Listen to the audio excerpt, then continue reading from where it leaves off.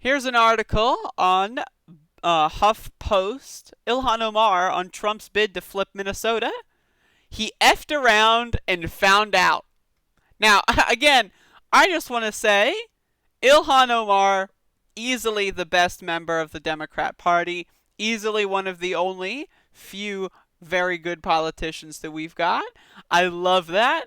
Again, if for those of you that are uninitiated, fuck around and find out was a common, like, not, I wouldn't even say far left, but like left, and then most particularly anti-establishment oriented Bernie people who are not on board. There's a lot of them that are not on board with voting for Biden, and their kind of whole thing was, if you don't have Bernie, you're probably going to lose.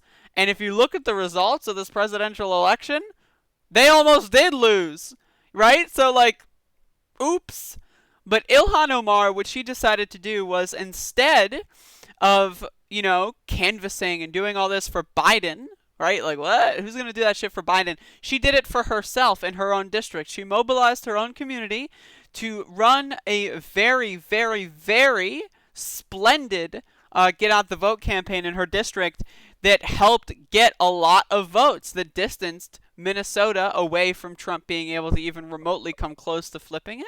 But what's even funnier is Donald Trump thinking he could flip Minnesota, right? So let's read this article from HuffPost. President Donald Trump, who routinely insulted Rep. Ilhan Omar on the campaign trail, was convinced he'd flip Minnesota in the 2020 election. He didn't. Now, again, today's episode, I want to talk about the delusions of Donald Trump. Donald Trump was living, and his supporters were living in another world. They were living in an alternative reality, and this alternative reality is shattering. Again, I want to read this again. He was convinced he'd flip Minnesota in the 2020 election. He didn't. He, quote, effed around and found out, unquote, Omar said Friday about Trump. Omar discussed the president's bid to win the state and his attacks against her with The Intercept's Washington bureau chief Ryan Grim on the podcast Deconstructed. At a rally last year, Trump called Omar a fraud and a disgrace to our country. He has often unleashed xenophobic attacks against Omar, who was born in Somalia and whose family lived in a refugee camp in Kenya before moving to America when she was a child. Democratic presidential nominee Joe Biden won Minnesota with 52.6% of the vote, although the national result was not final as of Friday night. Minnesota hadn't voted Republican in a presidential race since Richard Nixon's re-election in 1972. Still, Trump treated the state where he narrowly lost in 2016 as a potential battleground and campaigned heavily there.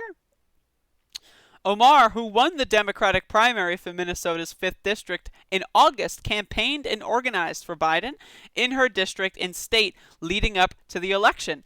And this is, again, the common theme. You see this in Michigan with Rashida Tlaib, who did the same thing. You see this in Georgia, right, and you see this in Pennsylvania with Philadelphia and stuff, right? You see these heavily, populated urban cities outvoting the rest of the rural parts of the state. If you can get an extra 50%, of the votes that you got last cycle in this city, and this city typically will vote 90% in one direction, that's an easy recipe. All of a sudden, you flip fucking Michigan, you flip Georgia, right? This is a winning strategy.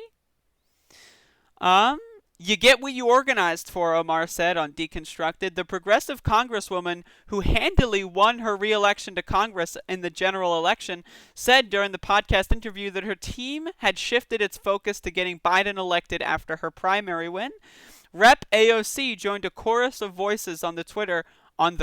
What am I, 90 years old? On Twitter, praising Omar for her organizing work for Biden and Democratic vice presidential blah, blah, blah. I hate all these words that they use. But anyway, again, good stuff. Donald Trump thought he could win Minnesota. Oops. How did that turn out? But again, I've got a bunch of stories today that talk about many, many oopsies that Donald Trump made in this 2020 election.